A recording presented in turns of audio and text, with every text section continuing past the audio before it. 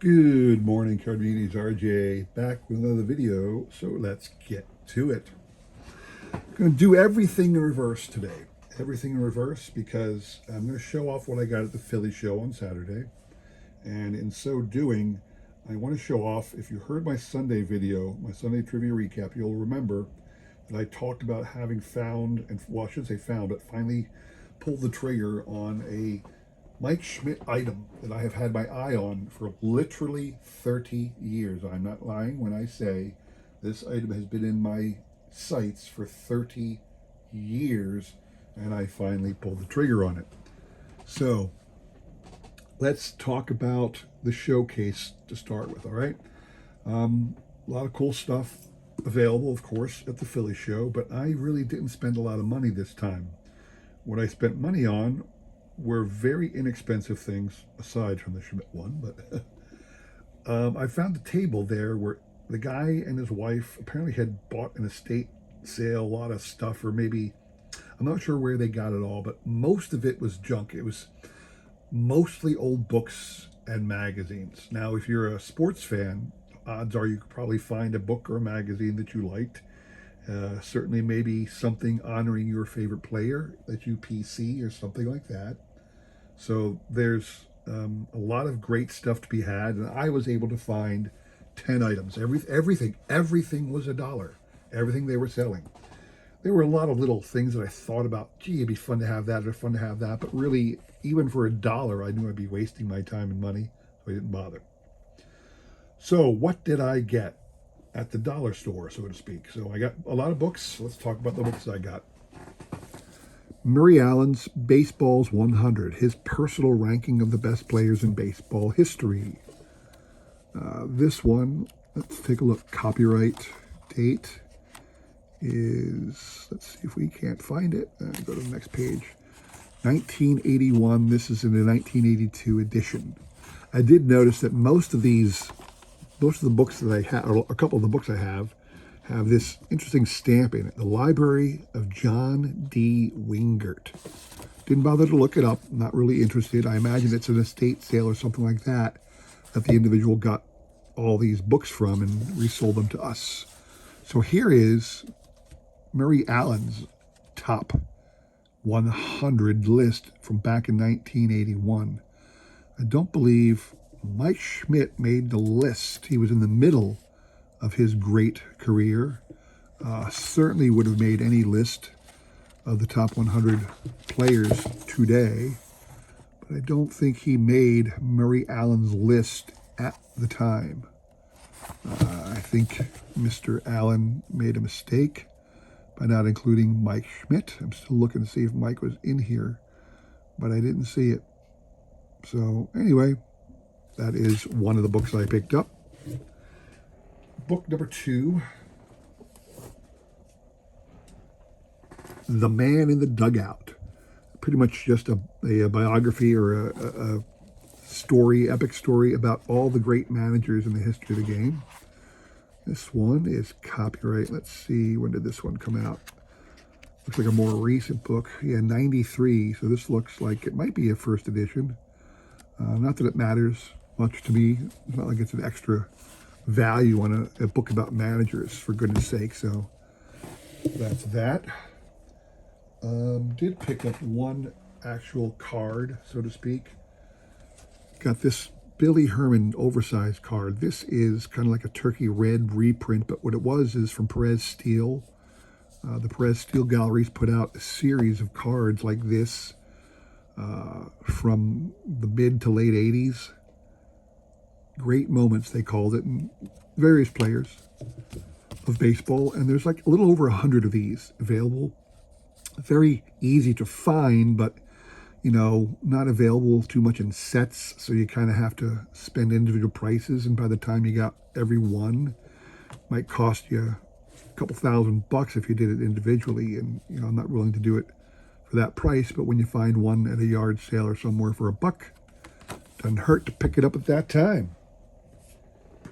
Another cool offering, a Sporting News baseball trivia book. You know me, I love my trivia. In fact, every trivia question this week is going to come from this book. So bear that in mind. And then I got a couple books. Not too long ago, my random baseball item was a series of books by a company called Grosset and Dunlap. I picked up two more books from Grosset and Dunlap that are pretty much reprints of original books. I don't know how they got the copyright dates, but this one is Baseball's Hall of Fame. And it was a reprint. It was their edition from 1962 of a book that was originally released in 1952. Interestingly, I love the pictures on the first on the opening book. This is what the Hall of Fame looked like when the original book was published back in 1952. Look at the plaque gallery. Look at the plaque. Look at the little amount of, plaque gallery space they had, and wide open aisles, well lit things, little tables, a couple pictures, almost looks like trophy cases in your local high school. It's just wow. How things have grown. The Hall of Fame, baseball's Hall of Fame.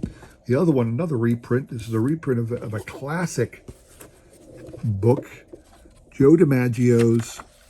See if I can't find it here. Joe DiMaggio's Lucky to Be a Yankee. This one was originally released. Let me see if I can't find the copyright date page here. Lucky to Be a Yankee by Joe DiMaggio. Originally came out in 1947. This is the 1951 Grosset and Dunlap printing. So it's one of those legendary books, Joe DiMaggio's Lucky to Be a Yankee. But this is the Grosset and Dunlap printing of that book. Got another all-time great sport magazine's all-time all-stars. So another all-time greats book. But again, this is a reprint of an earlier book. You can see here, it was copyrighted. This book was copyrighted in 1948, and this is a 1977 paperback printing. So, they probably added a couple players, but really is just a ranking of all-time great players. American Leaguers and National Leaguers from 77. All right. And the last book I got, really cool one, I think. Was the copyright? 1948 paperback. Original one came out in 45. It is My Greatest Day in Baseball. It says by Babe Ruth, Leo Durocher, Mel Ott, and 44 others. So in essence, it's 47 stories from the greats of the game talking about great days in their lives in baseball. So here's all the list. I'm going to pause and see who made the list of storytellers. And then a few more on the backside. Not all Hall of Famers. Not all of them are Hall of Famers, but all of them, I'm sure, are great stories about baseball. And I am a huge baseball history buff, so these are fantastic additions to my collection. Lastly, we're still in the showcase. Remember, we're going in reverse order here. I picked up two sets of postcards. These are from 1979.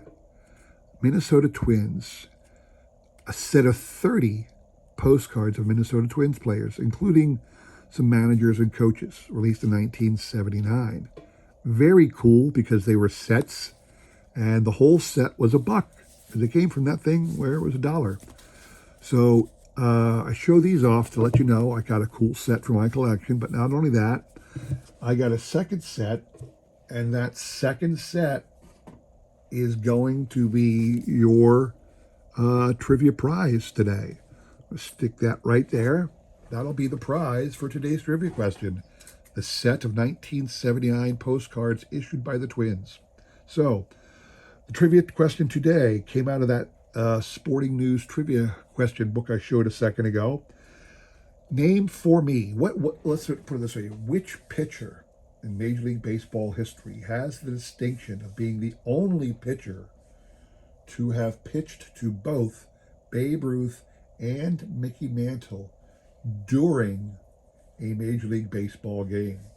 So this pitcher faced both Babe Ruth and Mickey Mantle in their careers during Major League games. Name him. Okay, I will, send me an email with the correct answer. My email will be in the description below, along with a repeat of that question. You'll have the day and tomorrow to answer. We'll pick a winner on Sunday, all right? Good luck to everybody on that one. So now, still highlighting things I picked up at the Philly show on Saturday. Let's talk about the random baseball item of the day. I'm reaching for something here. So I showed off this item previously. This is not new, but I got a 1980 replica ring of the Phillies World Series 1980 team. Got Schmidt on the side. That's why I picked it up, because it's part of my Mike Schmidt collection. It was issued in this box. Okay, that's the replica of the ring they gave out to the players. Really cool thing you can see here. It was, they say it was the 40th anniversary. Here it is, 40th anniversary of the World Series champs. So obviously this came out in 2020. So there you have that. So what I picked up at the Philly show, which is readily available, they have these all over the place these days, is a replica World Series ring of the 2008 World Series team. Here you go. And they have these all over the place these days, replica rings of champions, so that we normal people can own a piece of history, so to speak. These are usually about $20, $25. There's one couple tables actually, but one table had like all the different rings in this fashion. I'm a little bummed about this one because as I was looking on the bay, it is the right style. It does look accurate. On this side, you have 2008, P for Phillies, 4, that's the number of games we won. And TB for Tampa Bay, 1, that's the number of games they won during the World Series. This side is where the player's name would be. And in this generic ring, they just put the word Philadelphia. However, there are available on the bay a couple other style rings similar to that with the correct name. So I can get one that says Rollins here, or I can get one that says Hamels here. And I really want the Rollins one because the Rollins one comes in a similar box to my 80s ring. I should be able to get that. So someday I might have to upgrade. I did see a couple on the bay already, but they were asking like $150 for them. And no, I might pay a small premium to get the Rollins one, but I ain't spending over $100 for a generic ring that costs $25. So no, thank you. Anyway, that was my random baseball item of the day. So that brings us to my random Mike Schmidt item of the day. Random Mike Schmidt item of the day, something I've been looking at for 30 years and finally picked up. This item has been at a lot of different shows, and when I say this item, I mean this, not necessarily this exact one, but this item, has been there at shows since I began going to shows back in the early 90s. I'd see this, but the price tag was just way too much. Every time I saw it at the show or on the bay, they wanted $500 or more. In fact, I recently saw some on the bay for nearly $1,000. And what is it? It is a Mike Schmidt trash can. That's right. Old style, the steel drum style trash can. You can still get these all the time. They issue these a lot for sports teams. So you'll see your favorite sports team in this style can, but this one is the Mike Schmidt version. Issued, zoom in here, 1979, if you can see that copyright date. So it is this on the side. I'm going to spin it around a little bit and show you on the back. On the back, it just has his number. You can see, I'll go through slowly again. It is not in pristine shape. There are dings and dents throughout. Not too much, and it's not ugly. Although there are scratches and dents. It is one beautiful, beautiful item. And I know I was talking to one guy at the show who said he heard the story that somebody at one time bought a Steve Carlton version of this kind of a trash can, brought it to Carlton to sign, and Steve was amazed because he had never seen it, never seen something like this. Now, I can't imagine Mike Schmidt hasn't seen a trash can like this in his life. in his signature, in his signings. He must have seen one. So, you know, would I take it to him to sign?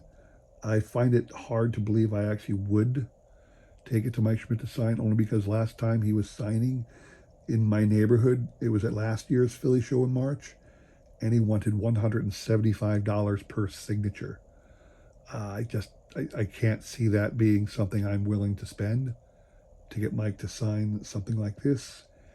Maybe, don't know, but anyway, it is something I'm thrilled to say I was finally able to grab. And again, like I said, I've only ever seen it for $500 or nearly $1,000 up on the bay. I didn't pay even half that much, so I'm very thrilled to say I have this as part of my collection. Very, very happy. I hope you understand. So that's it. That is my Philly show recap. Hope you all enjoyed that video. If you did, please consider liking, subscribing, commenting, and all that jazz. I really do appreciate your support. Come back again Wednesday, Friday, more trivia and prizes. All right? Take care.